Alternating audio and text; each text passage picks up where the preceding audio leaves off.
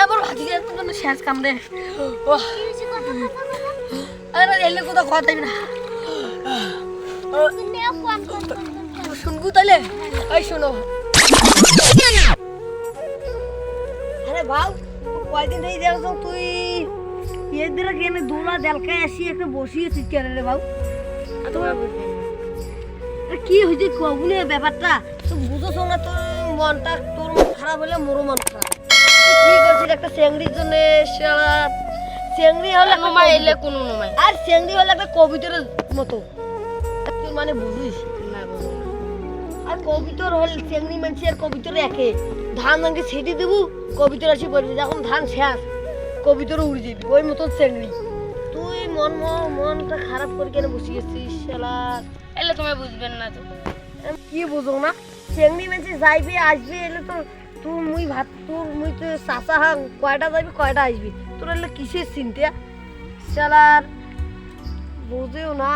খালি মনটা খারাপ করে থাকে তুই যে এত ডাঙ্গাং গাইলাম তো তুই কেন রে টাং মানবো না মুখ প্রতিবাদ করো ওই প্রতিবাদ করো তুই পুরো প্রতিবাদ করলো একদিন দেখলুম না প্রতিবাদ তোমার ডাঙ্গান মুই যে লেট্রিন তেল যে প্রতিবাদ করো হ্যাঁ বুঝলুম লেট্রিন যাইস ও বুঝছুম তুই কান্দির পাইলে ডাঙ্গান আর লেট্রিন যে কান্দিস বেড়ে না না ওইলে না এলে তা কি দিয়ে প্রতিবাদ করিস কত যখন তোমার যখন মুখ ডাঙ্গান না হ্যাঁ তখন মুই তোমার না বেরাইস কেন যায় হ্যাঁ। লেট্রিন সাফ করেছি আগের দিন কি গো তুই মুতা আগতে বলুন না এলানি চুট্টি শুনুম তোর ভাতি জড়ে এডেরা কুছুদি কর রে হ্যাঁ হগলা কষ্ট তা আমি ধরি এলা কমিলে কি হলো আরে কি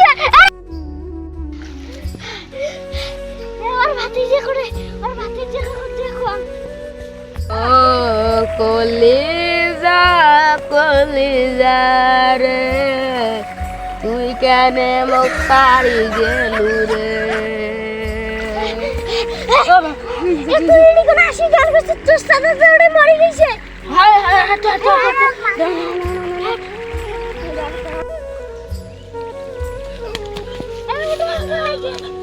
চাচা